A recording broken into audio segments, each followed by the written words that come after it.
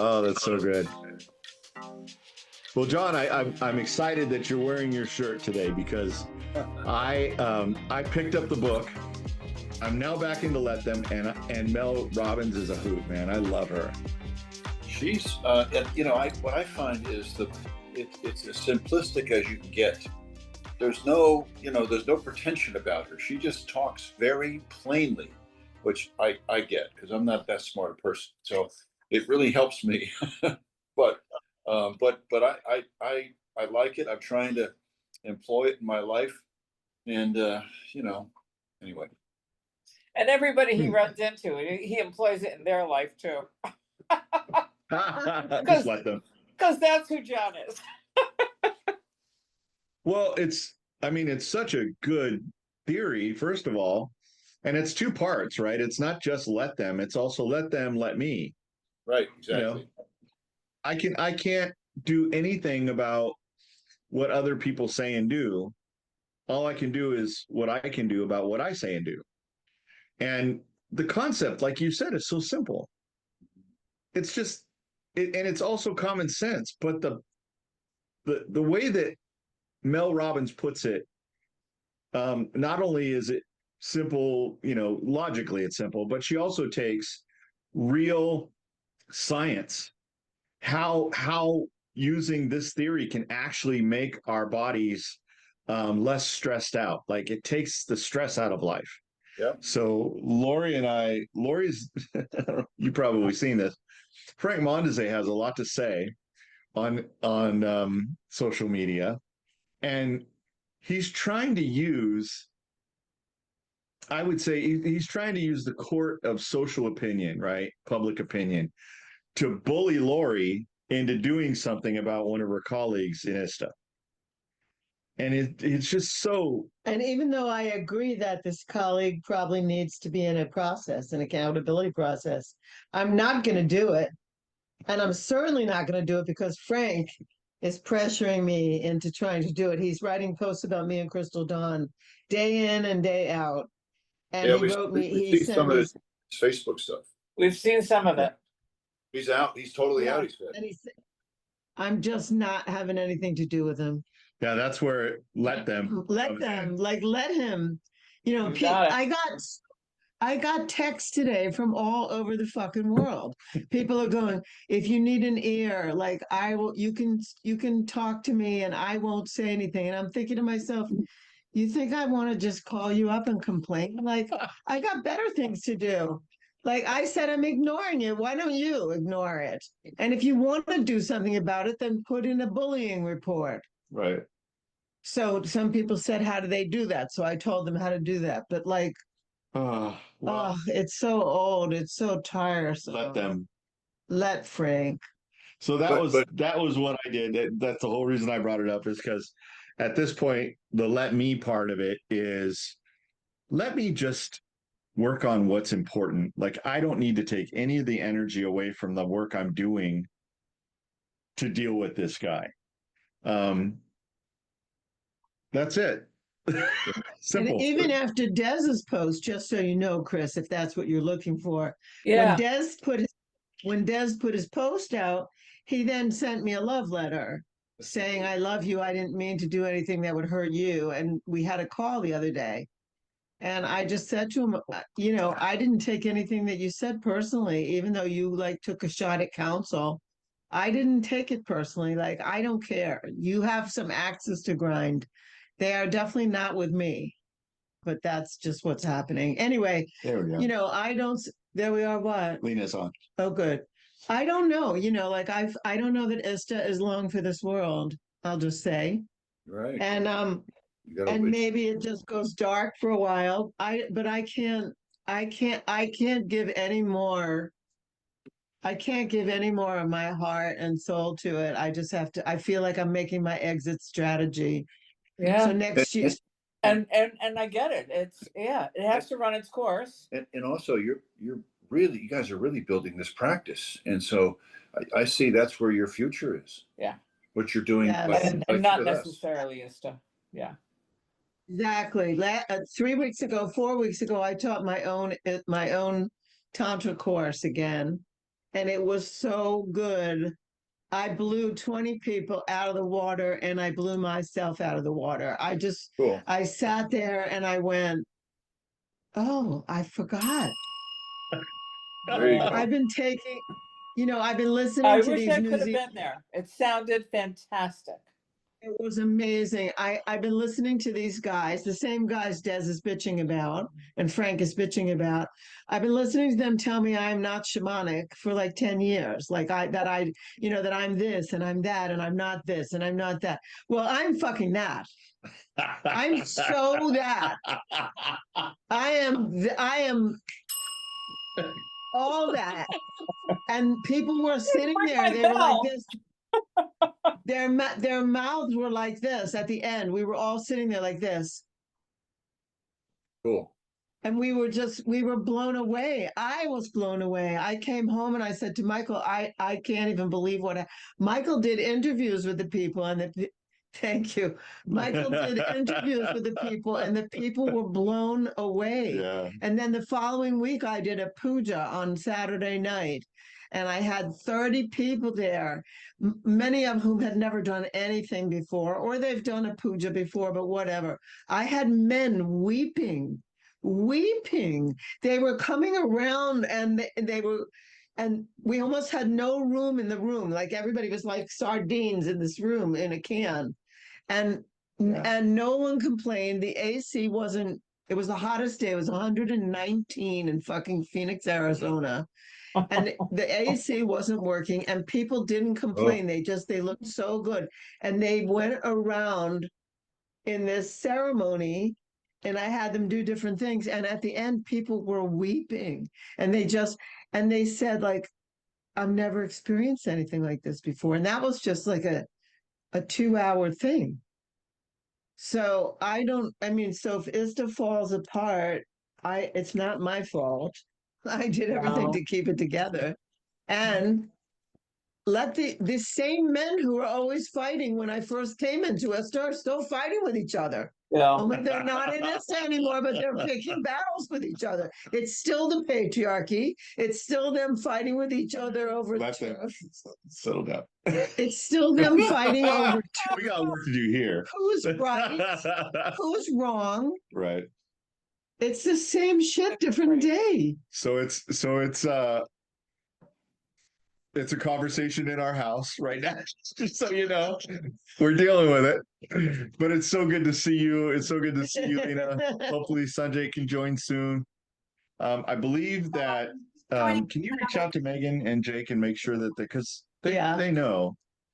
And what about Chris and Lita? And Chris is at Burning Man. And I don't know where Lita is. I don't think Lita's at Burning Man. She doesn't go. She's not a Burning Man. There's Sanjay. All right, he's in. So welcome back. Welcome to your life, right? Welcome to our life. I was going to say, Welcome to welcome to your life. Yeah. We're having so much fun with getting ready to go to New York City. We've got 2 talks scheduled. I have 3. Lori has 3, but we've got, in the context of Extraordinary Lovers, we have 2 talks scheduled, something we haven't really done a lot of. And I believe we're going to start implementing a lot more. We've also got a webinar coming up, and you're all invited because it's free. It's free to Inner Circle members. It's free to everybody, but it's a completely brand new way that we're going to begin to share what we do with the world.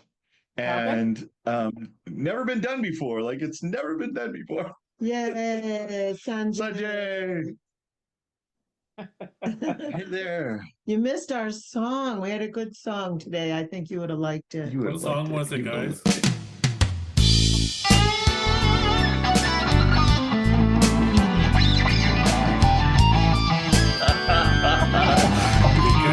find. Nice. Yeah. So we're excited about what's coming. We're excited about what we're here. We're excited to be here with you again. Wow, it's been a month and a week. It's been a month and a week. Yeah. And we gave you some really, really important and detailed homework. I hope you did it. Uh-oh. Oh yeah, Megan's in Panama. Oh, Megan's in Panama. Okay. So some of the crew is out. All right. To Jake. And so hopefully Jake will come on.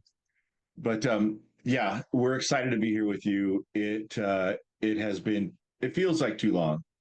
Feels like, a month. But you have a lot to do inside of that month. So my question for y'all is, did you do your homework? No? No. No? I'm embarrassed to say no. Me too. Me too. Do you remember what the homework was? Yes, I'm pulling it up right now to remind myself. Okay. I did. it was the relational grid work. To look at a time when we, I guess, felt disconnected or disempowered. And then we were supposed to figure out where we were in the grid. That's right.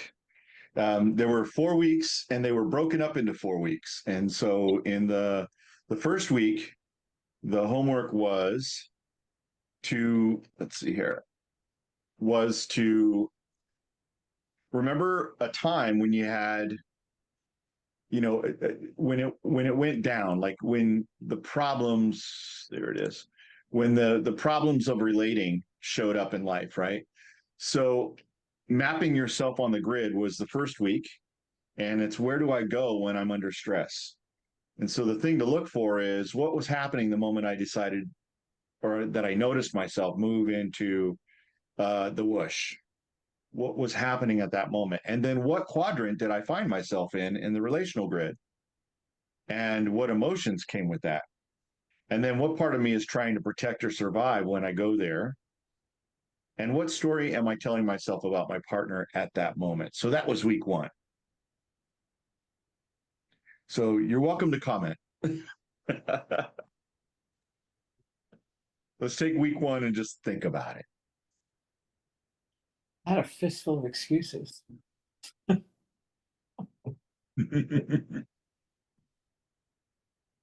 Well, maybe nothing came up for you. Yeah. I don't know. Did anybody have a squabble this month? We did. Sure, we did.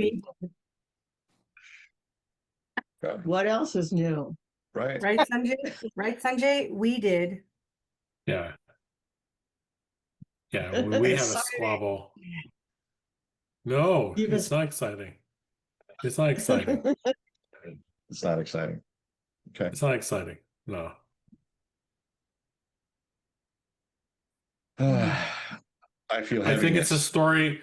I think the story we tell of our partners really paints the picture. Like, this is what I've been going through for the last week with my therapist. I had a really good call with her today. And it's like, you have a loving partner, right? Like, but your self-talk can cloud that and make him into this this version of them that's not really true. Maybe a little bit is true, but a lot of it is amplified into something, another narrative, another story. And I think that's part and parcel for some of the conflicts we've had on my part is that she's an equal partner. She's not less than me. I'm not more than her. She's my partner. And I think that's the key thing, really, is my takeaway is like I'm making it a daily practice is to recognize that and feed that to my brain every morning and try to unlearn what I've been feeding myself. So that's my share, since we're talking about week 1. Yeah, week 1 it has definitely trickled to me the last week. So yeah. Great share. The experience of being in that situation, where do you find yourself going in the quadrant? Pull up my notes here. Here, I'll show it to you again. I think that he just Walled off. What was Hold that? on. I was gonna guess walled off. Yeah. walled off and what? Yeah. Walled off, Okay. went up. I'm going to just do a screenshot of that, actually. That's a good one. There you go. Are you showing that? I'm showing it. Okay, I Yeah. can't tell. I'm just taking a minute. I'm just taking a minute to digest. I gotta change the. Definitely more on the left side, the walled off, the love avoidant. Uh, take my toys from the playground and go home kind of a thing, So definitely on the left side. Okay. And so that could be walled off, one down. Hmm. Hmm. Yeah. Does that land for you? Okay. Yeah. Yeah. One down. Definitely. Yeah. Okay. Just don't understand the process. You mean what? So raise your hand, say that. Yeah, we can hear you, John. Yeah, I know. I'm trying to remember. I've got the book, and I'm just trying to remember, and I still struggle with understanding the one up, one down. Yeah, I mean, it's great for review because we find ourselves like it's a model that helps us really to discover where we go when we get in the whoosh. Once the whoosh happens, it's sort of like, oh wow, and then we begin to analyze or maybe interrogate what's going on for us specifically. And Sanjay, you said it beautifully, Thank right? you. There is a point at which the way that your partner is relating to you as, or you're relating to your partner even as what's in your head and maybe not what's reality. Like this narrative we created for ourselves, right? And that was, did I hear you correctly? Is that pretty close to what you were saying? Okay. Yes, it is. Yeah. Thank you. So what we're looking at here is how this relationship grid can help us is to know, oh, I've gone walled off and one down. I'm feeling resigned. I feel withdrawn. I don't want to be around. By the way, this also sounds a little bit like resistance. This is where the three R's can also begin to weave into this grid. This is where we're going to feel resistance, and probably easier to understand it as resistance to go, I just don't want to be around you right now. Right? That's clearly resistance. But then you can take another step into the relationship grid and go, oh, wow, I'm actually feeling depressed. Like I can't figure out.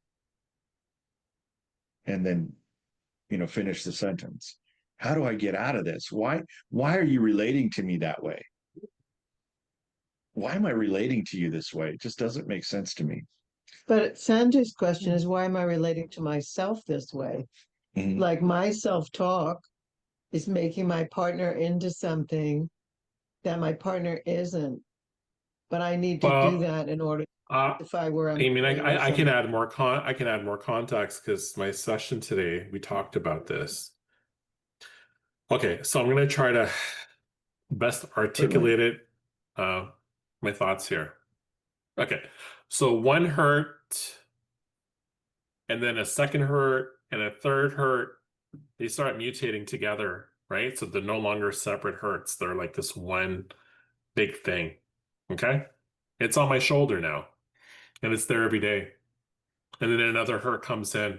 I'm seeing what I'm doing. I'm taking my hurt and I'm putting it in this, let's just call this imaginary ball. And this ball's getting fucking big and heavy, right? Because I'm not emptying it. I'm not communicating to my partner like, I'm hurt by this. So I'm hurt by this situation that we're in right now. I'm more or less hurt with the situation. I'm not really hurt about you. I'm hurt that we're in this situation after so long together. We're in this situation. And so like that's something that I discovered in today's session with her. And I was like, wow, wow. And my focus right now is my self-talk about my partner. She's going to irritate me. She's going to do things that I'm not going to necessarily agree with. And I'm going to do the same. That's just human nature. But it's about getting some sort of equilibrium in this quadrant. So we have this quadrant here, right? Instead of me going into the far left, bottom left, which is where I typically go, right? It's about finding something in the center of the health, that quadrant there where it has a bit of, I'm allowed to speak up. I'm allowed to feel upset. I'm allowed to communicate my wants. Like it's in that healthy center there, which is a beautiful picture that you have, and I've actually screen grabbed it and put it in my OneNote for myself. But Yeah, that's kind of where it is, man. Yeah, and the self-talk, Mhm. does it feel like Mhm. it's a function of the past? Like it's a function of the history of that Yeah, particular. I'll tell you what, I'll tell you exactly what I told her today. We discussed. I said it felt like it typically happens in the car when I'm by myself, and it feels like if someone saw me outside, it looks like I'm having a conversation with somebody on the Bluetooth, but I'm not. I'm actually talking to myself. I'm hashing out my frustrations. But all I'm doing is doing a loop. I'm not having like it's a closed loop. Yeah, she wronged Yeah. me, or I'm hurt, and then it goes like this. But there's Mhm. no option to like, wait a minute, wait a minute. All you do is get yourself worked up. You're getting yourself upset, and then you're coming home with an attitude issue, and your partner's like, something wrong? And you're like, no, I'm fine, I'm fine. And she's not that stupid. She's pretty smart. She knows like there's something up until a point of she gets frustrated, right? And so now it's going to get into a bit of the quadrant of the violence, right? Where it's raising your voice. And I mean, it's so funny. We're looking at this image today because it's really making my call this morning like a lot more clearer to me. And I'm seeing kind of the push and pull. And I think for me, I'm the type I have to experience something to really understand it. I can see it on a screen or a PowerPoint and it just doesn't click in. But this image today, it's perfect for what I learned or what I'm experiencing today in my session. So yeah. Did I answer your question first of all? Did I go around it? You did. Okay, You thank did. you. Um, the the interesting thing is how we can travel between quadrants. Mm. Like I found myself in all four quadrants at one point or another This month. on a daily. I mean, I'm sorry. Hold No, on, hold on. Is that like in one situation or many situations that you're finding yourself? Good question. the truth is in my situation Hmm. that I can find myself in any of those quadrants or moving around those quadrants in the same upset, in the same conversation, like going from one up grandiose, like one up and walled off to one down, walled off. And then I'll move over and I'll find myself being one up and then boundaryless and I'll just say everything. And then I'll come right back over to walled off one down and I'll get depressed about it because I should have said that. I can't believe I did that. Or I'm gonna sit there and be I'll be walled up, one up walled off, and I'll be absolutely right, indignant. I can't believe and almost treating her like, how stupid can you be? And it's bizarre that I could do all that.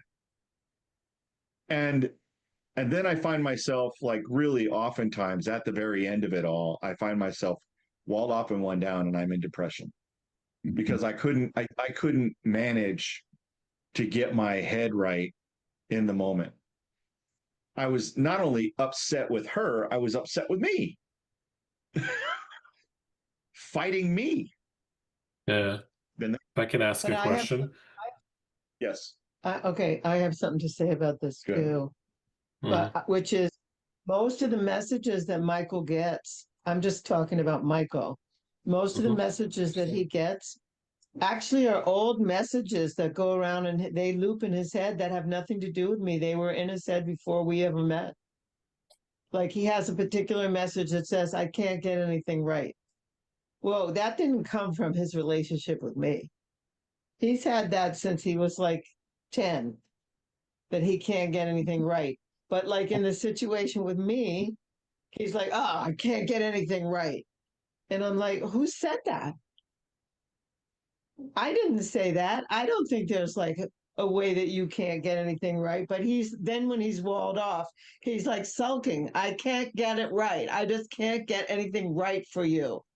And I'm like, I don't even know what you're talking about. So I just want to say that I believe that some of the content, I don't know each of your individual content, but I believe that some of the content is an old story It's just some old loop that's going around and around and around, and it just finds you like over and over again in your own messaging. Okay, and I agree to a point. I think some of the things maybe Michael and myself have experienced are old previous tape loops going on, and then there's triggers that look like those old tapes. Like I have this narrative, like I'm unlovable by my partner. Like I feel like she doesn't love me anymore. I feel like I'm a roommate. And then that story kicks in, then it takes away like, wait a minute. Yesterday my plantar fasciitis acted up, so I was in bed the whole day, and my partner treated me like amazing, like made sure every need was taken care of. She had just her day to take care of me, right? And to me, sometimes those situations get um blurred, and I'm focusing on the other stuff. And it's like, no, I need to start focusing on that moment, like that love, like where she's, she took care of me, and it means a lot to me, right? And I won't forget that, like, you know what I mean? And that's kind of like where I'm trying to build, what's the word, gratitude, that gratitude, that like, thank you. You didn't have to do it. You did it. You did it with your heart. You didn't do it with like resentment. I think for me, that's what I'm trying to capture on. But yes, these old situations will play in, and I think it's a trigger. I'll see something that looks similar, and it's me not questioning. Like it's me not going, yeah, it looks similar. Is it really similar? Like, and that's me forcing to take a break, meaning like I'm like, Michael, I want to do everything now. Like I just want to get it all done. I have this anxiety if shit doesn't get done. And you can't. With the relationships, you have to give it time, nurture. It's not a formula. Like there's, you know what I mean? And I've been treating it too Mhm. scientifically. Like, oh, 1 + 1 is 2 all the time. Like, yeah, it is. In a relationship, it's no. And that's my share. Like Yeah. that's something else that I came across today, yeah. I want the others to speak because I feel like I'm taking too much air here. So I want others to speak on this No, call. we're learning Yeah. from you, Sanjay. We're learning. Thank you. Okay, thank you. Yeah. Yeah, it's great. It's very powerful and I very deep. I really appreciate your vulnerability in this and sharing with us what that feels like. I know what it feels like. It from what I learned, what I'm understanding about myself now, that running tape, that loop, it's like an 8-track. Remember 8-track tapes? We Mhm. continually loop. Okay. So Yeah. we've dated ourselves. All right. So it's like the 8-track, but it flavors Mhm. what I hear come out of her mouth. Mhm. Yeah. Like she'll say something that's completely innocuous. It doesn't have you call it English. There's no English on the ball, right? She didn't say it in a certain That's a way tennis. with a That's certain. that's a tennis analogy. It's also a analogy. Oh, really? Yeah. Oh, I didn't know that. You didn't know that? No, I know that it's Yeah. from tennis. Amazing. I just taught you something. No, but yesterday I said, for example, I said you took out too much food. You defrosted too much food. Right, right. And what did you actually hear when I said that? Oh, something's wrong here. That's what I heard. That's my take. Something's wrong here. And so Boy, it that sounds flavors. familiar. Is there a bit of here we go again flavoring on that as well, Michael? Uh, yeah, I have to Because that's confess to something that that. I'm being very conscious, like for the last week of every time that here we go again kind of a thing. I'm trying to like suppress and going and challenge that here we go again because I think the here you go again, and I'm sure it's for both. Um, it's very poisonous because it's a seasoning that you really can do without, when it comes to like a relationship situation like that. Totally. And like I said, that flavor then has me react in a certain way. So how I hear what she says to me, whether she has English on the ball or not, whether there's a tone to it or not, that I think then gets filtered into, oh, here we go again, and then gets filtered into the next thing, which it's almost like muscle memory. Mm. Like I'm just gonna do it because that's my muscle memory. Yeah. And what we're learning to do now is to stop it. Hmm. So the Yeah, you actually came up with a solution. yeah. Instead of sulking or being pissed off or slamming, like he actually came up with a solution. Mhm. And not everything was totally defrosted. So he put some stuff back in the freezer and da da da da da. Because we're leaving town in a few days. Like Yeah. we don't Right. need to defrost, 2 weeks worth of food. That was my thing. Like there's too much fucking food. I don't like throwing it out. Michael, share, like, how did you get to that mindset? Like, beginning, you're like, no, no, no, I'm right. I got this. I know what I'm doing. And then how did you get to that final stage? Get there. That's good. The gap the gap for me was that I recognize first of all that she has a value. She has a real embedded value not to waste food. Hmm. And the last time we got into this roundabout, I threw out some meat. Oh boy, that was a fight. A fight. Like an animal gave its life. There was a fight. And I had let the meat go for too long, and it started to smell rancid, and we threw it away. There was nothing else you could do with it, so I threw it away. Right. And I recognized, oh my God, this is a real value of hers, and it looks like I might be crossing that value. So her boundary is don't waste food. Her value is don't waste food because, right, somebody gave their lives for that.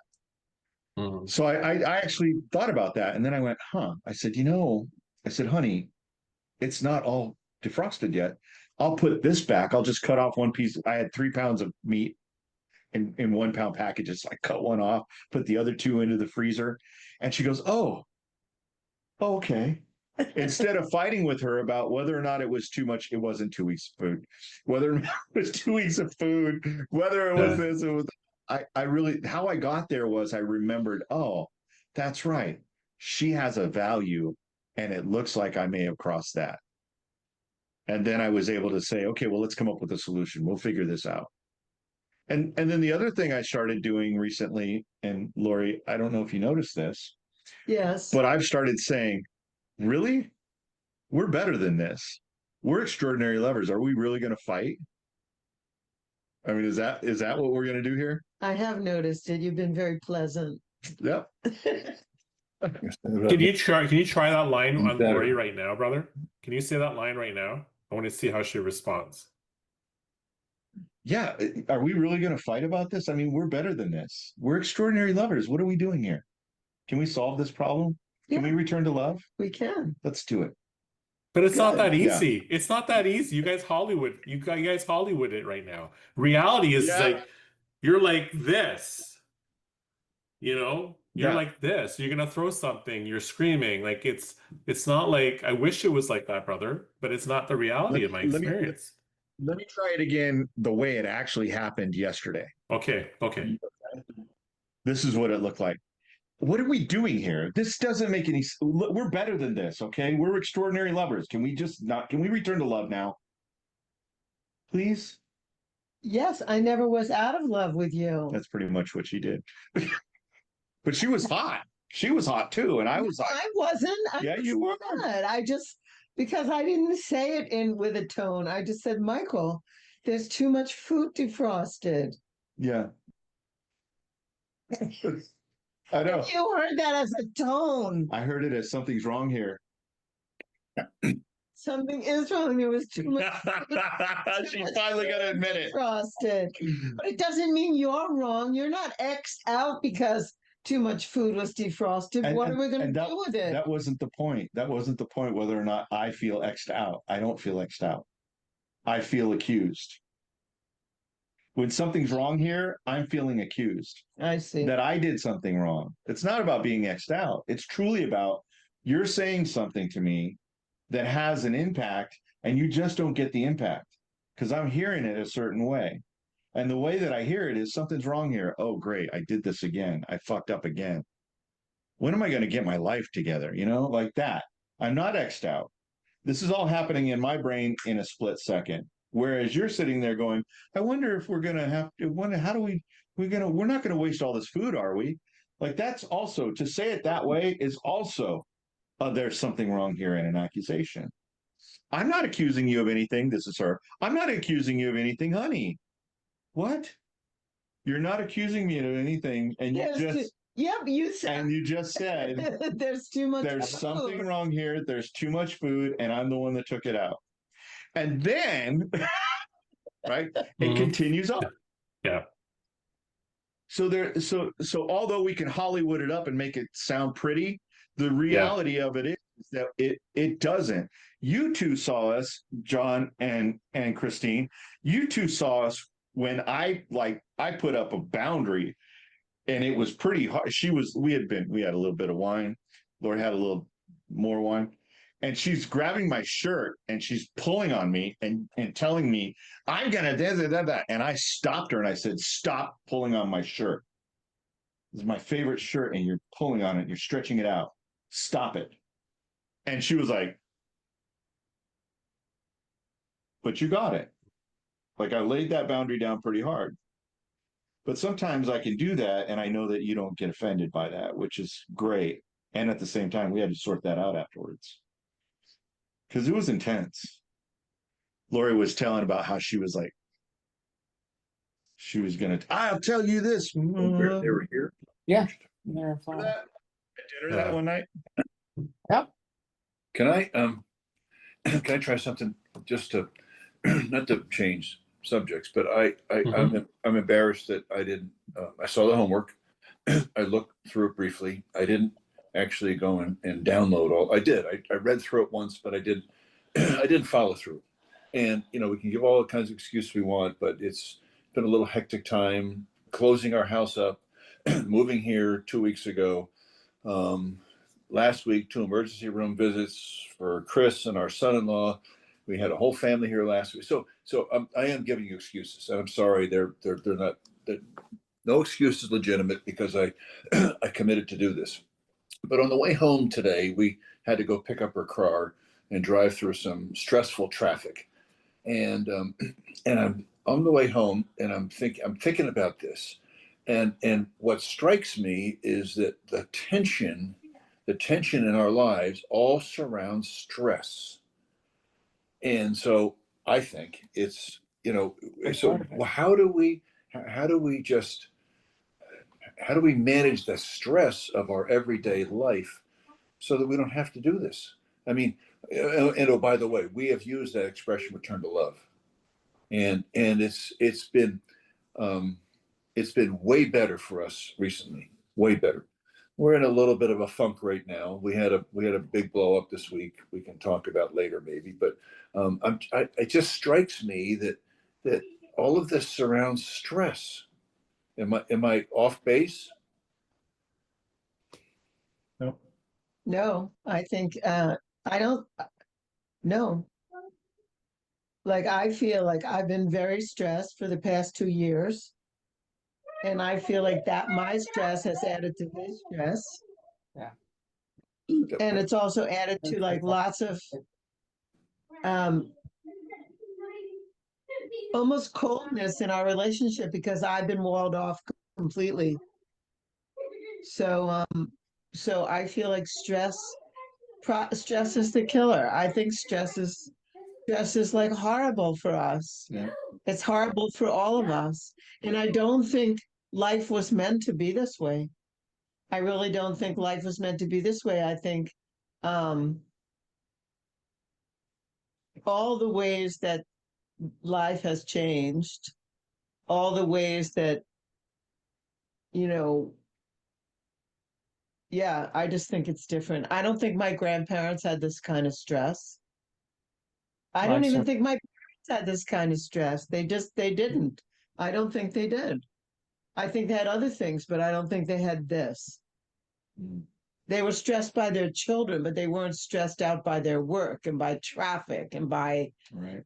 crime and by politics and by like I think we're at a really I think we're at a really like interesting crossroad in life. So yeah. Yeah, I agree with you. But I- that doesn't really answer the. I mean, stress is around us, but how do you Go de-stress? ahead. I'm not sure there's an answer to how do you de-stress. I just think it's And I'm guessing what we're talking about is the tools help us deal with the stress. That makes sense? Yeah, But I think it's almost, sorry for interrupting, John, but I think it's almost how we react to the stress, right? Absolutely. Right? Like stress is gonna be like there's always gonna be traffic. You know, my daughter's right here tapping my shoulder and she probably wants a dessert or a treat or something right now. What is it? Mama told me to tell you to mute when you're not talking. Oh, sorry.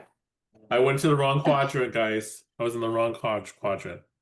Look at that, eh? I got told. Well, no, I could hear the kids laughing through your thing. That's why I'm like, mute yourself. Just Oh, can it hear sounded you. like it was a tap, like, hey, Daddy, can I get an ice cream from the freezer tap? And see, so now I just didn't, but I want to, because it's a funny one, right? But it comes back to my earlier, oh, here we go again. So I failed here. I failed as a parent. And I have to declare my ugliness to everyone online that I used my, I'm saddened and embarrassed that I didn't take my headphones off and say, honey, what is it? Right? Like that was higher priority than me getting my point out. So I need to deal with that later today. I need to like really, make a note of it. I don't want to recreate it, meaning I have to be intentional. So I don't want this to happen again. I have to go, you know what? Okay, you did that. All right, you're an asshole. Okay, then how do we change it from going forward now? The next time you're on a Zoom call and someone taps you, well, you just say, I just need a minute. We talk to my daughter. This is more important, right? Like, that's what I wish I had done. So that's my ugliness of here we go again. A little bit of stress. thank you. Here's the thing, what you're doing with that is you're really invoking the witness, which is really good. Like that's step one. You can't even get your arms around this until you're able to witness it. Once you're able to witness it, you're able to make a new choice, which you just scripted out beautifully. So, yep, we got the fact that you thought you were an asshole. We got the fact that you wish you handled it differently, and at the same token, you just caught yourself in the act, re-scripted it, and said how you would like to handle it in the future. And I feel like that's super powerful to be able to witness like that. I mean, I just want to give you kudos for that. Like most people are in the reaction. They're not seeing, oh, I just reacted. I don't have to. I now see I could do something else. Like most people can't see that until they finally do. And I don't know what it takes for people to finally see it, but it's great. And I think that John's talking about, I think John's talking about using the emotional release tools. Like it's really important. Physically working out, it's really important. Yeah. I start my day every day in the summer with swimming. I swim 40 laps every day. I don't care what Frank Mendoza writes when I wake up. I'm in that pool swimming 40 laps and I'm not listening to him. I'm swimming and I'm just like chilling. The only thing I can hear is the water. Yeah. And occasionally I can hear a plane go over. And that's my solace every single day. Tomorrow morning I won't swim. Tomorrow morning I'll go to the gym. But like physical is so important because most of the stress, John, that you're talking about lives between my ears. Of course. Yeah. Oh shit, what am I going to do about this? Oh shit, look at this. Oh, now Michael gets really stressed. You've heard this before when we're driving and a person cuts us off. All it takes is one person to cut us off. One, and he goes, fuck it up. And I just go, oh God, calm down. Like I used to do that. Not anymore. I broke my horn. I used it so much once. It was so a Lincoln Navigator has those two horns. It has a bass and what's the other one called? Treble. And he hit that horn so often that he literally blew out the bass. And here's this big honking car, and he's and then all of a sudden it goes. Ee! It was perfect. But not anymore. Let them. Yeah. What the hell? See, in Arizona, you can't sit on the horn. Somebody will take out a gun and shoot you for that. I realize Baltimore too, but this was about 10 years ago. Yeah. The point here is that the act of moving the energy when it shows up, the whoosh when we get it, allows us to acknowledge it. That's something that Lori and I do really often. Is we say whoosh, whoosh, oh, whoosh, yep, got a whoosh. What's going on? And then I have to investigate it myself. And that's when I'll either do a hand scream or I'll get up and I'll say, I need time. I'll be back. But then I have to move away and go and do what I got to do. I have a punching bag out back that I beat the crap out of. And so I do that. I know. But Lori's talking about like getting up and exercising and working out in the morning, which I do as well. I do a couple miles a day. I walk, and then I also do calisthenics. But that only keeps me, that's just, for me, it's keeping me healthy. What keeps the stress out is when I actively look at those things that I'm pissed off about and I do something about it. That's where I get the most impact, the most bang for my buck is when I'm actually doing either emotional release, I'm doing hand screams, or if you've all been through ISTA. No, Sanjay has. Sanjay, you haven't been through ISTA. Someday you will, or we can teach this to you. If it still exists. It's called aspecting, which is another form of emotional release, but it's very therapeutic. It really can clear things between people. And I suggest you do aspecting with Frank. I have aspected with Frank 100 times. And do some more. Doctor's orders. Okay. This is where we start to move that actual energy, the chemistry. We're moving chemistry, really. And then something that I love your shirt, John. I'm going to say it again, but there's a book called Let Them by Mel Robbins. Come on. See it. There it is. Have you got the tattoo yet? There are people getting tattoos of Let Them on their bodies because of this technology that she's revealed. That's a great idea. I highly recommend reading the book because scientifically one of the fastest ways to downshift or downregulate the cortisol and that release from stress is to simply let it go. It's just to say, you know what, let them. And all that means, in the shortest version of what that whole book is about, what that means is they're going to do what they're going to do, and I can do nothing about that. I can't change you. But then the other side of that coin is let me do what I can do about me. Epictetus, I think I'm going to quote him correctly here, said, it's not what happens to us, it's how we react to what happens to us. Yeah. One of the great philosophers, Stoics, of all time. And that's so true. So Let Them has this ability to impart, I guess, a grace to the other to say, I'm not going to change you. I'm not even going to try. You do you. But then let me is the statement where I say, I'm going to do me. And then I'll hand scream. I won't pull the gun. You know what I mean? When the guy cuts me off. And I'm not going to scream out the window, and I'm not going to have really? Stop. I just stopped it. Crazy. So that's where letting me also settles my system. I can do something about it. Like one of the things that I thought about right away when I saw the thing that Frank wrote was, let him do what he's going to do.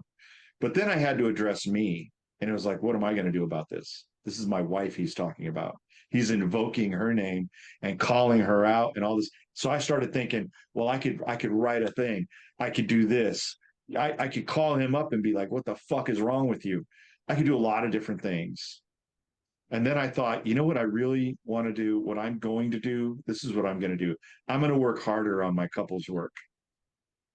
I'm not going to pull any energy off of what I'm doing to develop the work that we have are really truly planning to release to the world on him. I'm not going to take any energy and give it to him. So that's what I did today. I spent the whole day, like the whole morning, building out our program. Um, I mean, heads up. In 2026, things are going to be so much different. And in 2027, we're having an extravaganza. And we want you all to be there. It's going to be like a big family reunion with all the things, comedians, music, playfulness, a party. It's going to biohacking, all the things that really are of interest to us, and also how to manage money, how to bring that together, and how to create a legacy for long-term wealth.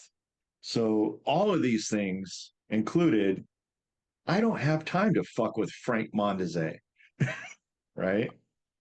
So Sanjay doesn't really even know who he is. no, it's okay. Yeah. It place any name in there.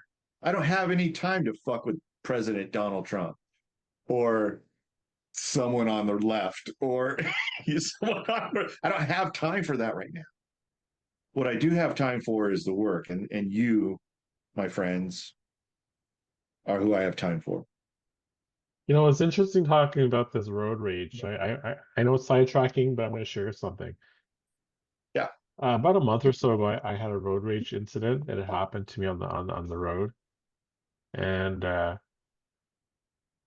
escalated a little bit, and then fortunately, it just left. But since that situation, again, it's me going deep into the situation, and because of that situation, I actually studied the situation, not just normally just whatever. You know, I'm a guy, whatever.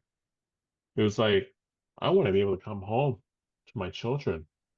I want to be able to hug my wife. This person was having a bad day, or this person, doesn't know me. But I really went into that. I mean, I didn't even tell my wife about this, but I'm way more conscious now. When I'm in that car, like this is a weapon. Yes. It's amplifying my ego. And within a second, my life could be ended based on the wrong situation. And so Right. that's what's told me at 52 years of age is like What's happened to Billy? it's talking to our ego. It's talking to our ego and calming that ego and reasoning with the ego, not just telling, because I normally would just say shut up, tell the ego shut up, shut up. Or my wife would tell me that's very egotistical and shut up. But it was so weird that you brought up this car thing, and I was like, no, I'm not gonna go into that. Yeah, I'm a guy in a car thing. Yeah, historically, because I'm a bigger guy, I didn't really have concerns, but the way the world has changed now,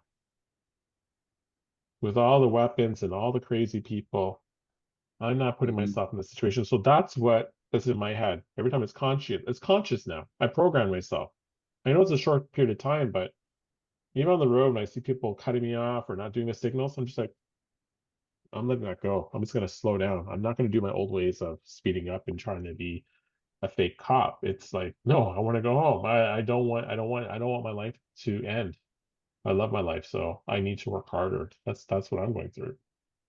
And I love that. I just thought it would be something that John could hear from a younger guy. It's just, Thanks. you know what I mean? Love yourself. Yeah. My routine every day when I drop the girls at school or summer camp, it's the gym. And that gym thing is like, you can ask my wife, it's every day. Yeah, I need it for my mental health. I need it for my physical health. Um, Something needs to be released out of my system. I don't have a target in my head or something that I'm angry about. I'm just like, no, it's about clearing my mind, clearing my body, and resetting. It's like making my bed. It's a habit now. you know? And so, John, I heard your thing and I was like, wow, the stress that's self-induced stress. But my friend, I ask Yes. you later, write down all the reasons why you want to be home every night, Yep. right? I'm telling you, like, Yeah. you know, that's been my thing, and I'm just like, yeah, man, I'm an idiot. Like, you know, all my years, you know, someone does this, I have to do it back to you. I gotta tell you you're wrong, and like, no, let it be. It's not, no, let it be. It's not coming into my head. No. Let them go. Yep. It's truth. Thanks. You're welcome, brother. Very good. Really good.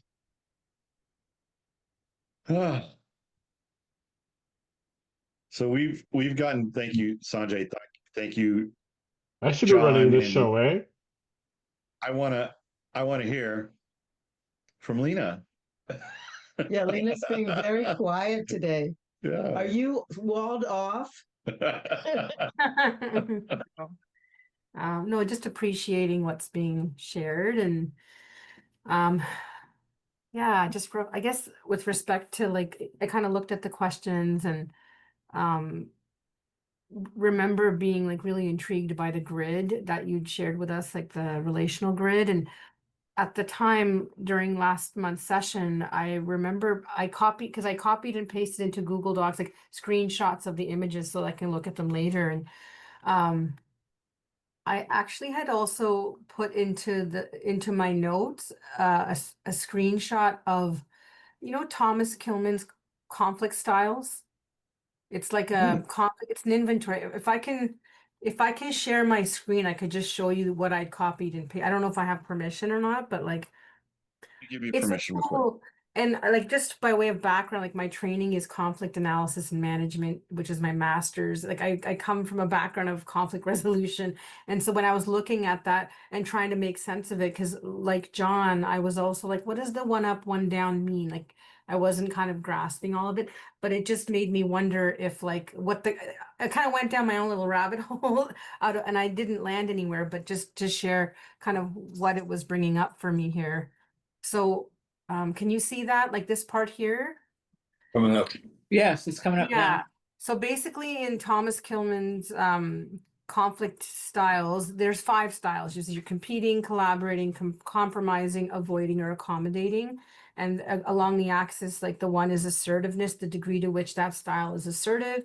And then the other one is cooperative, the degree to which you're being cooperative or uncooperative. And so I was just trying to map that over this to see how does, and I don't know why I went there, but it just made me think about all of this and go, I wonder how, again, like I know when we're in these moments, like what Sanjay was describing, we're kind of in automatic, aren't we? Like you're inviting Yeah. us to interrupt automatic and try and be intentional, right? Like, and say, what would a response be rather than a reaction, which again, I think I'll keep struggling with it too. So that's kind of one rabbit hole that I went down to try to make sense of it. But if I was to just kind of talk about like a conflict, like, and I had 2 things. Another thing is I wanted to say, I think you have another R. I know you have 3 R's, but I want to invite another R. Again, no's are free. So you can be like, oh, we got our 3, we're good. I think there's a 4th R and it's resignation. Yeah. Oh, because I have a 4th R though, which is righteous. okay. So righteous. So maybe the 5th one is Okay. resignation. Yeah. Well, only because like we've had a really, really rough month. In terms of like there's been a loss in our family, there's been illness, and and plus visitors, like it's just been a really intense. And again, no excuses, like John was saying, but just really acknowledging my bandwidth. And also we had conflict, and he brought it up, so I feel okay talking about it. But like for me, I have been like touching into a really deep level of spiritual weariness. Like those are the words I've been using. And you know, there's been a couple of decisions I was making in our relationship where I think it was like something had to give, and I think it has to be this, you know. And with kind of more reflection and just kind of space, I kind of understood that really, like, I'm just, and I did share this with Sanjay. Like I said, hey, like, I just need you to understand, not because you have to do something, not because you have to change something, but like, I just feel like I have nothing. There was a level of resignation, like of like, I'm hopeless. I don't think this is gonna get better. I don't even know what I'm still doing here. Like there was just all sorts of like really dark narrative that I realized wasn't all about this relationship. It was about how I was like my response to other things that were happening in my life. And they're based around like I'm estranged from my family of origin. It's been like 12 years for me with my brother and father, but my mother, it's been longer. And this month, like they've all kind of come into my orbit in some shape or form. So I'm just like, holy shit. So just recognizing that like that it wasn't all about our relationship in this moment was, I don't know where that fits in that grid, but it gave me access to like to trying to be intentional and like, well, how do I want to show up here? What can I do? And so, and it's not over. Like, I think we're still talking about all this stuff, but like just recognizing, again, what John was saying, that like there's, when we have other stresses and our cup is empty, you know, what do we do to like disrupt that grid? Is there, you know, and so that's just questions I sit with, because I might know something here, but being able to practice it in moments of like depletion is just so hard. So yeah. Sure is. Yeah, wow. Thank you so much. Wow. Yeah. It's a lot. That's a lot what you described. Really a lot. It's just that it piles on. I would say that I just would say again, like we all have to start somewhere small, and part of it is just to do a hand scream and shake the body, like just to remember daily, or to put an alarm on. Like Michael, you've heard Michael's alarm today. Michael has alarms for every fucking thing in I his love life it. because he has ADHD. If he doesn't, he has an alarm that tells him when to go to bed. He has an alarm that tells him when to like go into the sauna. He has an alarm that tells him when to eat. He has an alarm. So if you have to have an alarm in the morning, in the middle day, and in the early evening that says stand up from your desk and do a fucking hand scream, just shake your body and just to move that energy 2 or 3 times a day. It doesn't take 20 minutes. It doesn't take a huge commitment. It just takes, I mean, that's one thing I count on you for. Yeah. Something that you can. Oh, is that what you were telling me? Yeah. Just looked like an interesting. Stop. About. What are you just what are you What are you just talking saying? about? What? Well, when you started describing this, I think so. Chris has ADHD also. Am I not right? Am I right? She does. And so little things. So that's why I said, hey, maybe that alarm thing's a great idea. Of course, she should figure it out, not me telling her to do so, which is one of my. And that's what I stopped him from doing.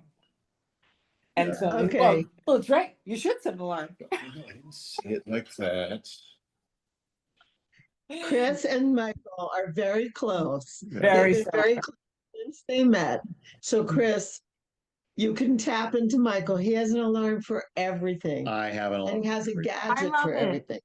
I love it, and Yeah. I'm gonna do it too, because like I also, you know, being in menopause, perimenopause, I cannot trust my memory like I used to. And like I could literally be like, I'm gonna go do this, and then I go get into the kitchen. I'm like, why did I come here? Like, so I'm gonna do that too with some alarms. I go to the bathroom and that happens to me. I know why I'm going to the bathroom, by the way. I have Post-it notes all over my house, all over the computer, all over my desk, in the bedroom, in the kitchen. Post-it notes, little yellow sticky whatever. And my problem has been when I start going down the rabbit hole, I don't stop. I keep going further and further, and I don't catch myself. And so, 93-year-old mother with dementia, then the trip up here to Delaware, and then loading and unloading the car, and the car's not getting here, and blah, blah, blah. I ended up in the emergency room. I couldn't move my head. And finally I said, well, maybe it has to do with a little bit of stress. They just started shooting me up with the naproxen and Valium and everything else. And finally, they put me to sleep and said, calm down. Now I need to learn to calm myself down. And yeah, and the hand screen wasn't enough. The emotionally release wasn't enough because there was so much to do, and I just couldn't stop. I had to keep going because there was still more to do, and then there were more people coming in, and then I had to keep going, and then we had to move. It got crazy. Got it. Yeah. Yeah. Everyone take a breath. Yeah.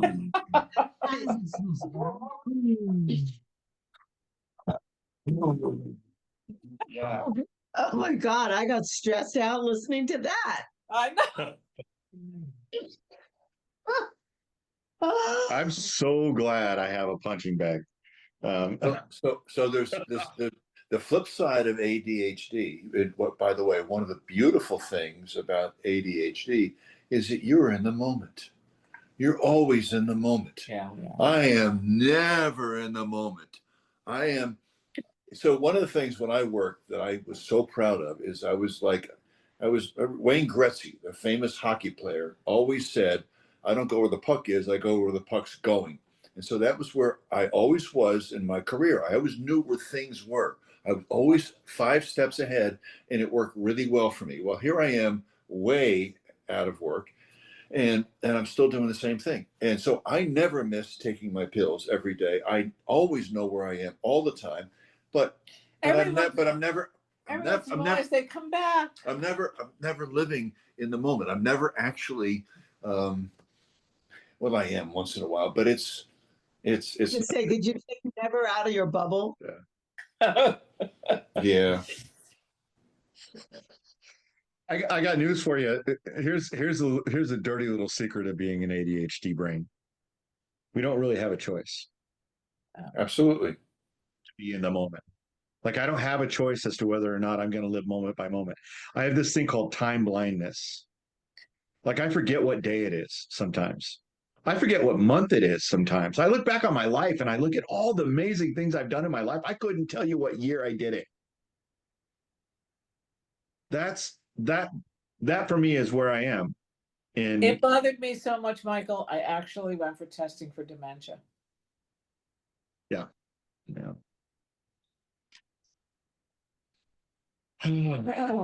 Oh, again. Yeah. I lost my mother to Alzheimer's in June of 2023. And I'm doing everything I can every day now to ensure that I don't end up that way. So when Lori and I talk about biohacking, we're very serious about this. Like I've lost like 14 pounds in the last 15 days. Ring that bell.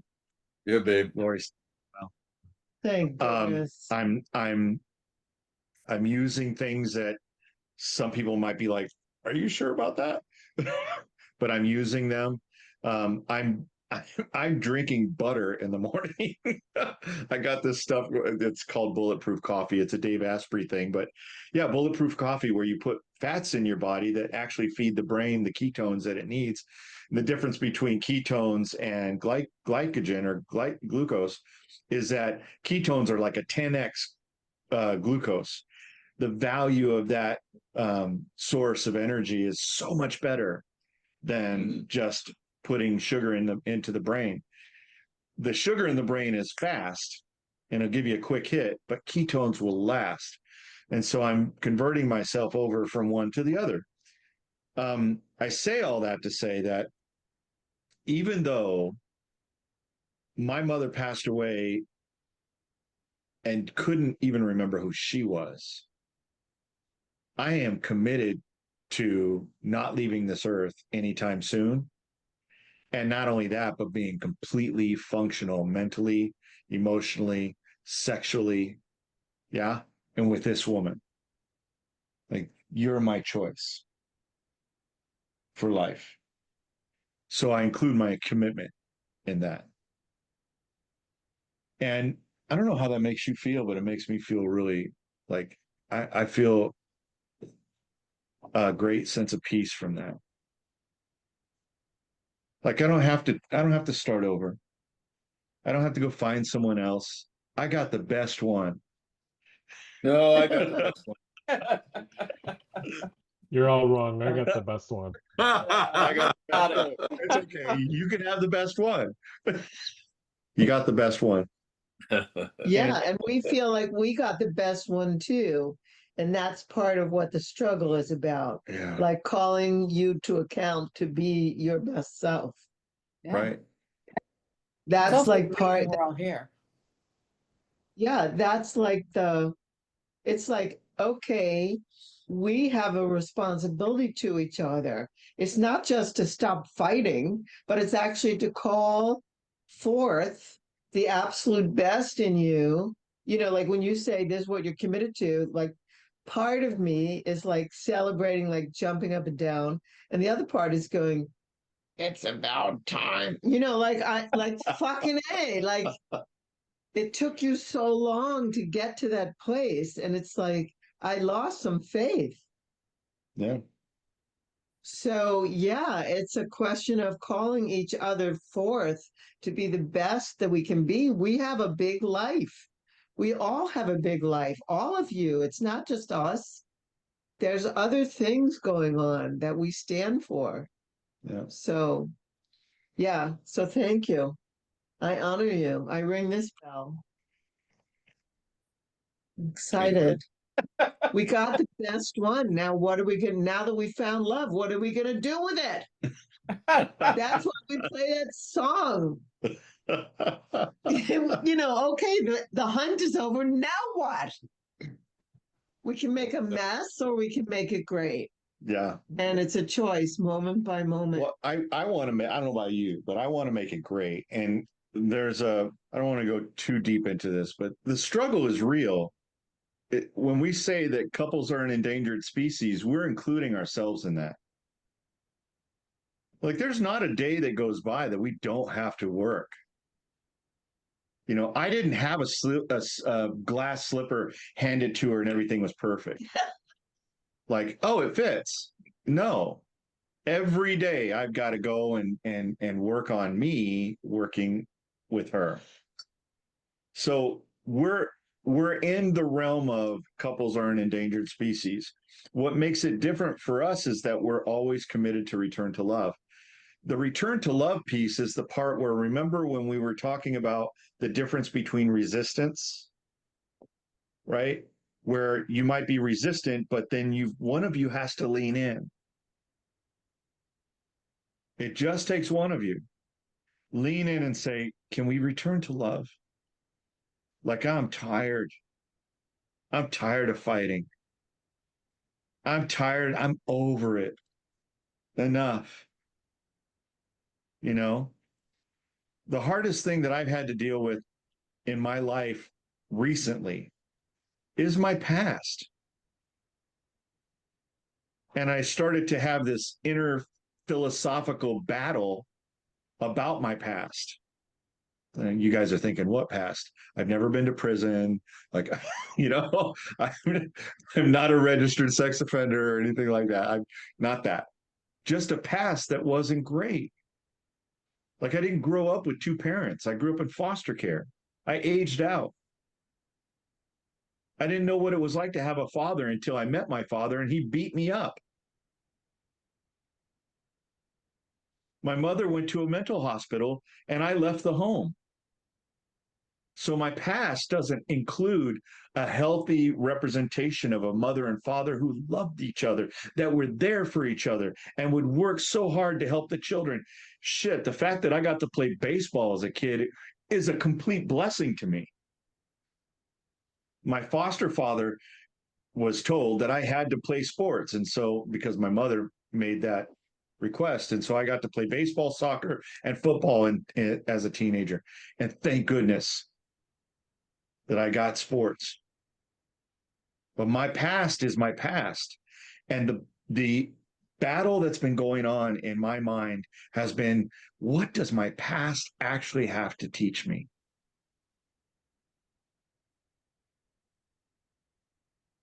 Why am I so shackled to the events and the pain and the hurt and the trauma of my past? How do I unshackle myself from that and start living right now? The whole point of being extraordinary is to say, you know what? I had that happen to me. It's okay. I'm done with that because I've got a future to live into. My future includes this woman. My future includes the 8 of us, or there's 8 of us and more. No, there's 10 of us. There's 10 of us in this cohort. There's 10 of us. There's the 10 of us and more. So my past isn't informing me anymore as to who I am. Who I am is now my future. It's the dog-tired work I got to do to get from where I am right now to where I want to be. Health-wise, as a lover, as a friend, as a teacher, as an example to other men. Like, who do I want to be in 5 years? Look out. 5 years from now, this motherfucker is going to be on fire. Not because of my past. So this battle that's been going on in my brain has brought me to the conclusion that the only good my past has done has taught me the lessons to help me live a greater future. And everything else, the traumas, the pains, and all the other things, show me that I could survive. Show me that I've got some balls, like I've got some steel. I've made it through.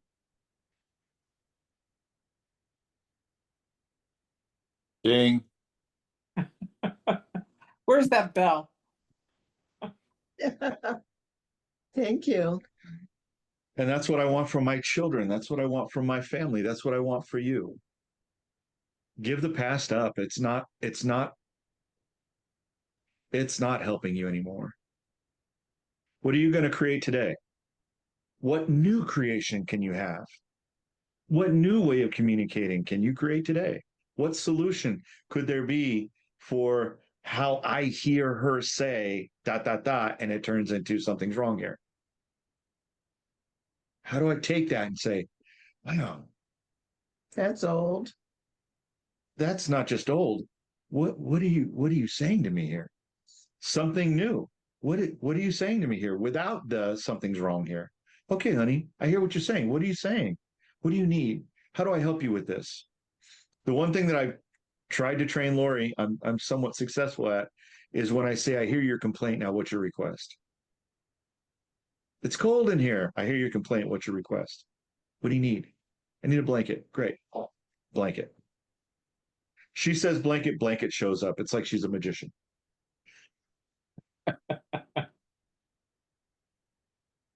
Today I dropped a butter dish and it broke. It shattered all over the floor, and Right in front of me. the butter went everywhere, and he called me Butterfingers.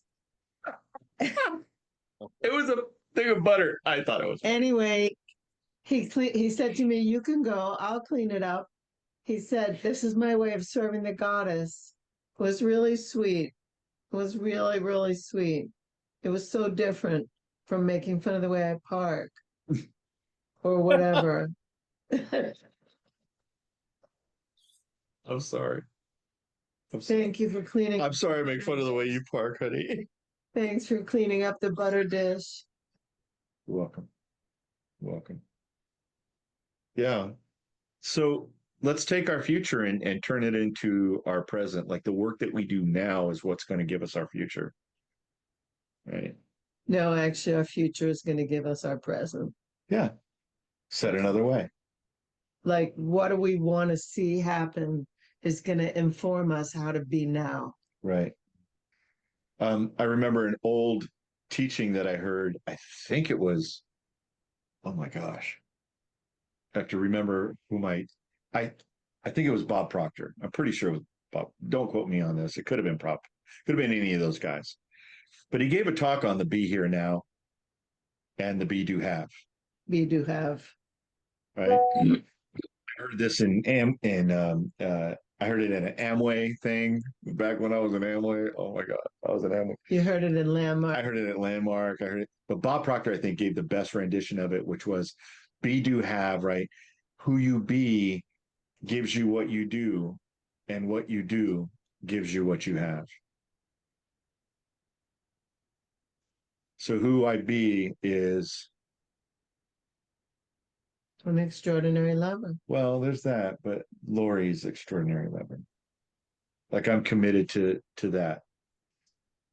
And what I do is I find opportunities to serve the goddess. Do you guys remember that what Lori said to me when we met? She said, she stopped me before I walked out of the room and she said, "Hey, I think we should go have a glass of wine." And I said, "Oh, really?" She goes, "Yeah." I said, "What is that?" And she said, I am the goddess. What you said made me a little wet.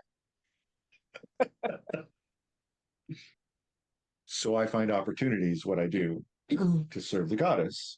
And what do I have? The goddess. Butterfingers and all. That's very funny. Oh, I hope Did you this laugh gives some. when I called you Butterfingers? What? Did you find it funny? Did you laugh when he called you Butterfinger? No, I didn't. I didn't think it was funny. I mean, I didn't think it was not funny. I just didn't. I scooped her up in my arms, laughing at her, going, "You're such a Butterfingers. I love you, honey." And I go, "You get it. It's a thing of butter, right?" Trying to make sure. But I scooped her in my arms and I was holding her when I said it to her. And she's just like, "Oh, honey, I'm so sorry." I said, "It's okay. I'll take care of it." I mean, it went everywhere. And Yeah. butter splattered on the floor. I mean, it was like really messy. Yeah. I'm Earlier trying today. to find these things funny again because they are funny. And so if we can laugh at them, they don't become an issue. Yeah. Yeah. One of the things that I have to do when I tell a joke is I have to go, imagine I'm holding a piece of paper that says joke on it.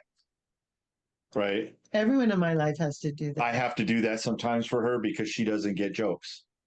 And I think I'm the same. Like Sanjay, half the time I'm like, Sanjay, I don't get your jokes. So I'm like, I feel you, brother. I'm with you, man. I feel you, man. I feel your pain. You try to be funny, and it's just like I don't deal well with sarcasm as well, right? So I'm like, because I'm literal. So I don't know. I don't know how to take that part of it. Might, I think I'm neurodivergent. As time goes by, I'm like, there's something there. I'm definitely on the spectrum Well, somehow. you and I are similar that way. I mean, I'm super literal. And so I don't get when people are joking. And I say that to them. I say, hey, I don't get jokes. But I mean, when I worked at Landmark and I used to do the leadership program there, everyone used to hold up a sign. Like that's where it came from. Like there would be 60 people. I would teach them every Friday night. We had a classroom. And they would say all these jokes, they would do all these crazy shit, and I would be there, like, and then they would all go like this, like to hold up the sign, and they would go, she's not getting it. She doesn't get it. So it wasn't just you. I mean, I just didn't get it. Well, I don't take it personally, honey. I'm the funniest guy in the room sometimes, and you don't get any of my jokes. We need the applaud signs, like when you go to and you're in the audience and they want you to applaud, you put up the applaud sign. Yeah. Well, you two were at our wedding. You saw they did it during the ceremony. Michael made a joke, and then all the guys pulled a piece of paper out of their pants, and it said joke on it. And then I got that on video, by the way. the whole audience, everybody said I could hear people whispering, Lori doesn't get jokes. Lori doesn't get jokes. Lori doesn't get it. She doesn't get it. I heard everyone whispering that, and I thought, well, now they all know. Yeah. I didn't care. No secret. Well, and also, all right, well, never mind. Never mind. So the struggle is real. That's where I was at. The struggle is real. The battle, I think, often happens in our minds. I think, Sanjay, you articulated that beautifully today, and thank you for your share. That is, I think, probably, especially for an ADHD person, is the place where we find ourselves going down a deep, dark hole with no way out. And we don't head towards the light. We head deeper into the darkness. It gets so bad. I'm probably harder on myself than anybody else ever will be. And judgmentally, depression will set in. I've had to learn to do things that get me out of that so extreme that people are like, "Are you serious? You crazy?" I get into a cold plunge every day now, just to make sure that I don't go down. Like I have to have the right kind of stuff in my body. But it's also for my longevity. I want to live a very long time. So, but it gives you dopamine, and that's what you need. Yeah, definitely. So, I don't want to just talk you to death. I want to hear from you. I have a confession. Wait. Oh. I have a confession. Wait a minute. Hold on. This ain't no church. Should I turn off the? Yeah, let's go into the booth. No. It's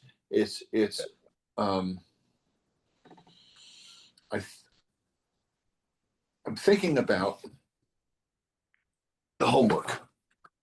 And so when I'm engaged and I'm sitting here, I'm engaged. I'm listening, I'm attentive, and I think a lot of what I'm hearing from all of us is landing.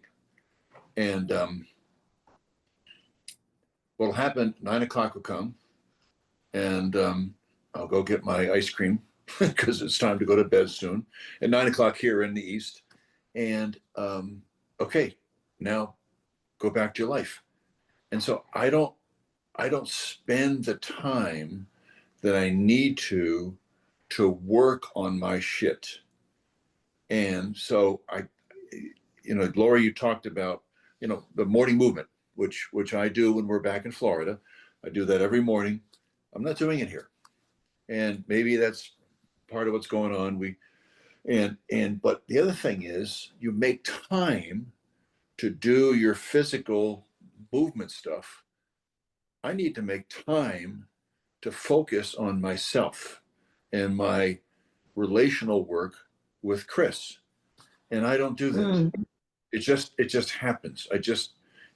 So but you've been better. A lot better. Oh, I understand that. I thank you for saying that. But I still think that I could. I mean, if I just devoted half an hour, 30 minutes every day, and pick a time, first thing in the morning or 6 o'clock at night, pick a time and just focus. Spend time reading the book. Go back to your exercises for us, and actually spend time thinking about them instead of just reacting to things. And again, this goes back to my work life where I didn't build stuff because I was always kind of pushing pieces around because of my job. And so I was more reacting to things. And so that's where I am today. So I'm not sure that's really a confession, but that's a real challenge for me. Yeah. And I say, if I want to learn to play the piano, I would need to practice, because otherwise next week when we have the same conversation and I haven't practiced at all, I'm nowhere better off than I was last week. So if I don't do something every day to practice that piano, I'm never going to be any better. Yeah. And So that to me, and so it's interesting because I keep doing Extraordinary Lovers. I keep doing all of these things because I feel as though this is my practice. This is what I need to do to make my life better, to make my relationship better, and therefore make his life better. I have to practice. And Yeah. so Really good. Well, we have a practice for you if you want to try it out. I mean, it's a daily practice. It's something we do. Who's up for it? yeah, share. It's really simple. It's really simple. So Lori and I in the morning, we'll greet each other. And this is something that I think we don't really know. It's not like something that we like, let's make a practice and that's what we do. But we do it every morning. And so Lori will come and greet me, and then we'll hold each other for a couple of minutes. And this takes 5 minutes for us to greet each other in the morning. Or like this morning, I'll go into her room. I know she wakes up at 8 o'clock. So 8:05, I'll knock on the door and I'll go into her room and I'll greet her. One of us is going to initiate the greeting in the morning. And it's really simply an I love you. Good morning. We do something similar. We roll over in the morning and we hold each other. And I rub Chris's back and neck and legs and intentionally, not to make it a sexual experience, it's just a loving embrace. And I really like that. Now we don't do it every morning because we get up at different times. Sometimes we're in the same bed, but we do rise at different times. So it doesn't always work every day. We also go to sleep at different times, but that's neither here nor there. We're there for each other. Yeah. And this morning I dropped him off to go play golf, and I said, you know what, before you leave me, before you jump out of the car and go run off with your friends, how about a hug? How about a little kiss? How about a see you later?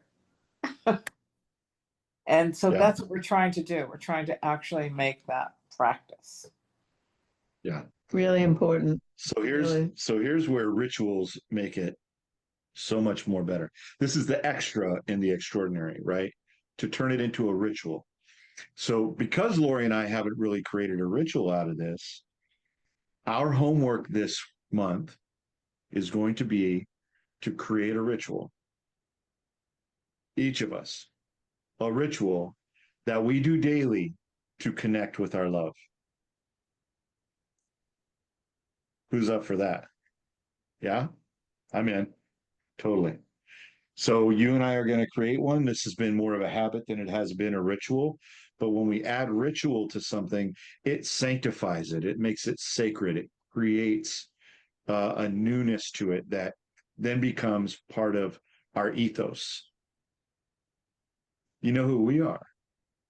We're the ones who wake up in the morning and we do our ritual. We're going to have to come up with a really complicated one with something like with a special handshake and whatnot. Definitely not a cross. Yeah, we'll do a cross No, and stuff. No, No Catholic stuff. I'm joking. I know you are. How about a secret handshake, like a special secret No. handshake? No, okay. All right. Well, you're going to have to help me with this then. I will. All right. So I'll make sure that I send this out to everybody in an email, what the assignment will be. And when we come back together next month, I can't wait to hear how it goes. Like, what's it like to incorporate and create some newness in ritual, and be willing to shift it and shape it up and change it and make it better and upgrade it, or however you want. Like, really create it, Make it work. such that it's easy to do every day. Michael, do you want to program in a guilt email, like maybe 2 weeks before our session, say, hey, reminder, you're going to do your presentation? Because we're all busy, like especially with my wife. We got we young kids. We're running around and we're working as well. Yeah. So life does But happen. I But I can think a little also- interim. I will Well, take responsibility for my homework though. I'm horrible We can with put that. something in our calendar. Okay, I fine. know. Fine. That's my, I hear you, but also y'all are busy too. So Oh, yeah. Well, I also have I have an assistant, so okay, you may get an okay. email sounding like Michael coming from her. Well, Um, thank you. but it'll be functionally what you asked for, Sanjay. Yes, yes, I'm happy to. Well, And I think the other thing that we want you to know is that we're starting to do more inside of the inner circle. Like we're going to start doing more lives and actual lives where we go live, and we'll schedule them so they're not just like we're not bum rushing you and like surprise, here we are. We're not going to. We did one yesterday. That was recorded. Okay. But we're going to start doing we're going to start doing lives. And one of the things I was wondering is, would it be valuable to have one day a week on a Wednesday or something like that in the morning, like a morning movement, like just moving the body for 30 minutes. Every morning I get up and I move my body for 30 minutes. And so it wouldn't be too hard for me to take my phone and turn it on and go live, right? And early in the morning where we could all move together. Whether you show up or not, I'm doing it. So I could just turn my phone on and be like, hey, let's do some morning movement. Here we go. How does that sound? Does that With sound the like time differences, we could just do in whenever. Yeah. Now I'm up early, like 5 a.m. Yeah, I'm not going to be up doing it though. I I'm can up tell you early. that right now. They I won't don't be know if I recorded. will either. I'd like to say yes, but I don't trust myself, so I I'm not. I like my sleep. I don't know. The point is, you could come whenever you come. Yeah. Like it Yeah. doesn't have to be a thing that you sign up for, and you have to be there every single day. Right. True. And it'd be once a week. And if it works out well, then maybe we'll add some to it. And we have other people that we work with that are also teachers and coaches, and we have apprentices. Lori has an entire school that we're in the middle of right now. And those folks can also come in and do morning movement. They can also give meditations. They do practices. These are things that we're looking to include in the inner circle as a value add. And so, we want to make sure that everybody has something that and by the way, you can too, if you want to. You could just go in there and say, I'd like to schedule something, a men's group, a men's meeting, if you want to, and just schedule it. You can create events as members, just like anybody else.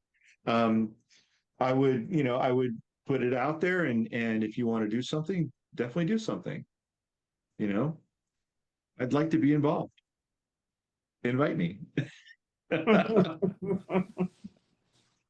Okay. Good one.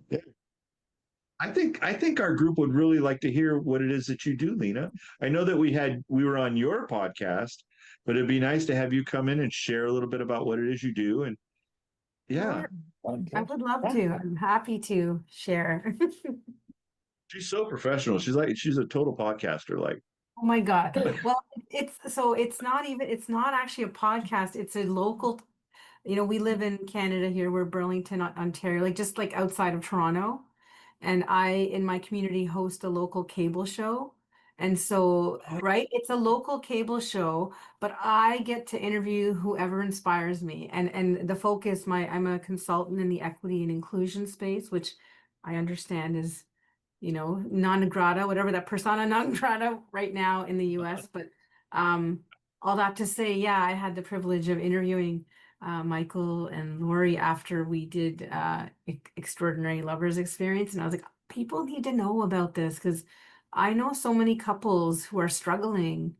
And, I have to like really, really acknowledge Sanjay because honestly, we were just talking about ISTA is what changed our lives because I went to ISTA and I came back changed, and he was just like, wow, whatever she has, I want.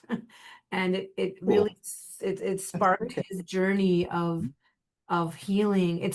We're all still on a journey, and I don't know if it'll ever end, but like and so anyways, ELE, like us going there was really, if I hadn't gone to ISTA, we wouldn't have been there. And I really appreciated what I walked away from that experience with. And I know Sanjay did as well. And I just was like, I want people in my name. Like there's a lot of hurting in community right now. And whether it starts Yeah. from the endangered species known as couples or families, like so much dysfunction.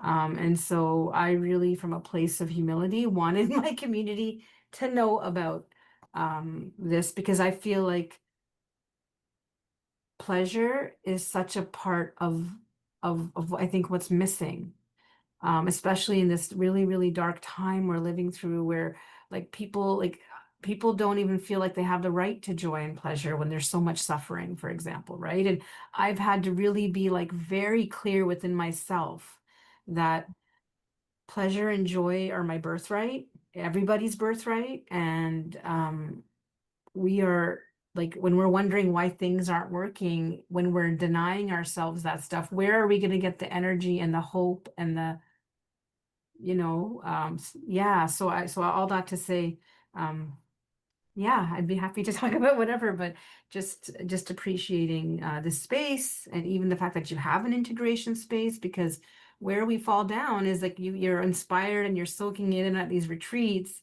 and you come home and you're like sucked into the vortex of life again. Yes. You're like, right, I did this thing, and we, clearing conversations or whatever. Like, so just like we are what we practice. And I'm going to say, Sanjay and I haven't been great about practicing, but the tools are there and we know. And so I think it's just integration is really great for us to like, even just spending this 2 hours thinking about what we've talked about, hearing from each of you. And it's been really good.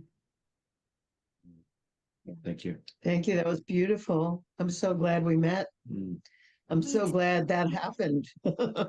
And Yes. really, you should all know, I mean, it's just in danger right now. It's just in danger. Okay. It's being very attacked. It's being very attacked by the world. And Wow. and it's being, and then inside and outside, people who have been part of it but are no longer part of it are attacking. And it's just, I wake up every day and I say to myself, what is going on here? Like, I'm not used to being attacked. I'm loved by people. I love people. Wow. People love me. But this morning I woke up and I was being attacked, and I'm also being stalked by a person. And so Yeah. that's going to be a court case in a different country. But that's Wow. just so Yeah. it's just been the fulfillment of a big dream for me in terms of like outreach and who just how known I am in the world and all these things, and then all the lives that I've touched over 10 years Yeah. of, let's say, 30 to 50 people every other week. But it's kind of in danger right now. It may just have to go dark or like whatever. I'm sure if we if we disband, each of us will be doing the work anyway. Like it's not Yeah. like we're going to stop doing the work, but it's It's just kind of really, it's kind of like the same with like, DEI being attacked. The work yeah.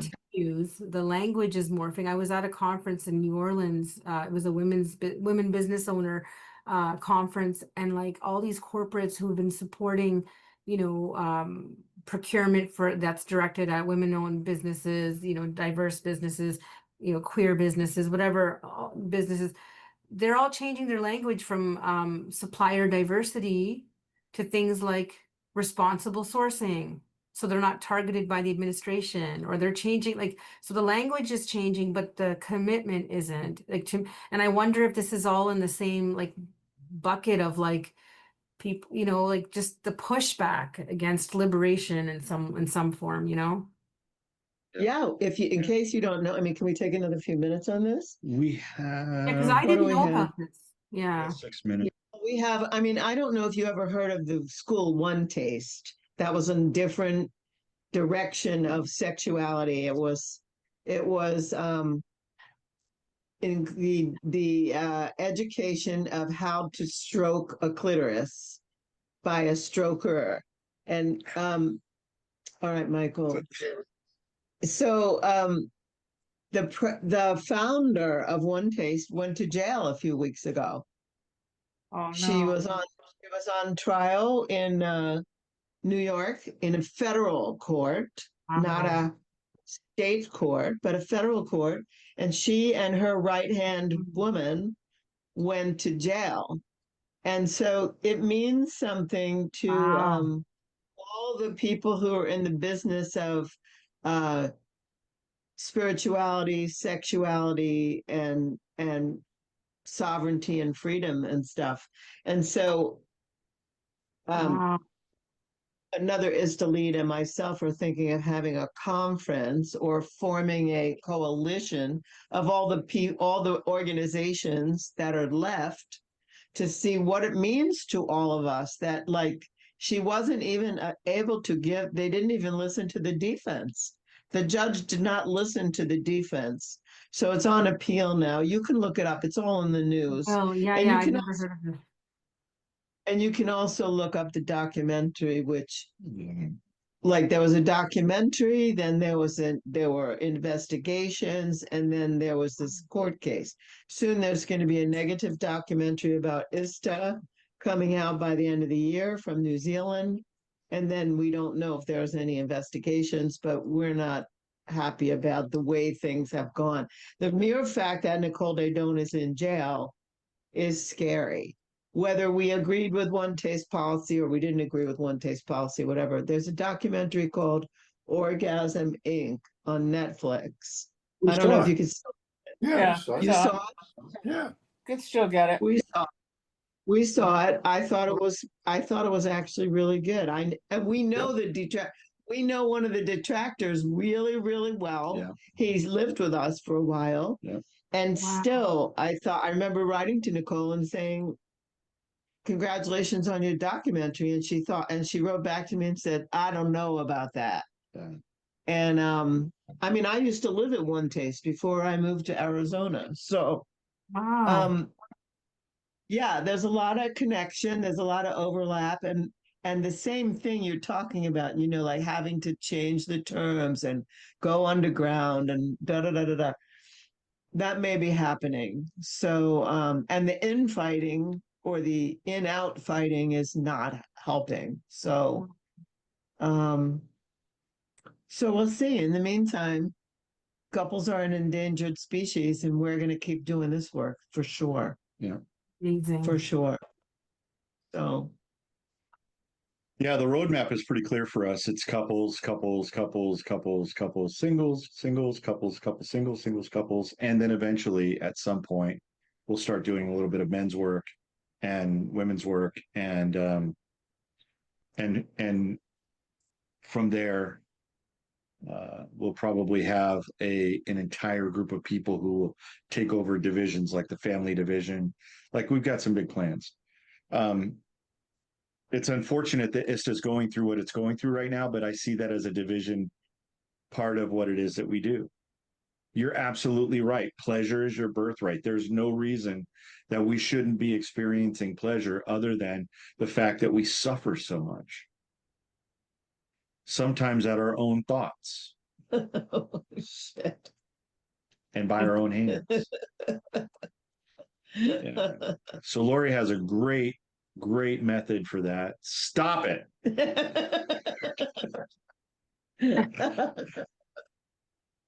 That's a tool. The first book I ever wrote was called How to Stop Suffering in 30 Days. I never published it. I just found it in my file cabinet the other day when Katie was here. Well, we should probably. I wrote that book, like, I don't know, probably in the 80s or something. So maybe I'll make it an ebook. How to Stop Suffering. Is it just going to be two What? words? Is it going to be 2 words? Just stop it or stop it? No, there's a process. You have to do it. Like, Wow. actually, you have to purposely suffer. Like, you have to pick a time every day. Like John was saying, pick a time. Or Michael was saying, pick a time. You have to pick a time and purposely suffer in that time. Like every day, 10 minutes, you have to suffer. Mm-hmm. And then after you suffer, you give yourself a reward for suffering. And pretty soon, like, you can't suffer anymore because it's driving you crazy. Like, you just can't do it because you've taken it so seriously, but you can't keep suffering. It just won't, your system won't allow you to. You bring it into the consciousness, like you consciously suffer. So anyway, I'll show it to you. You'll see what you think. Yeah. I gave it Love to it. someone once who suffer all the time, and she stopped. Well, I think I love you, and we're at the end of our time Okay. together. So I'm going to play a song.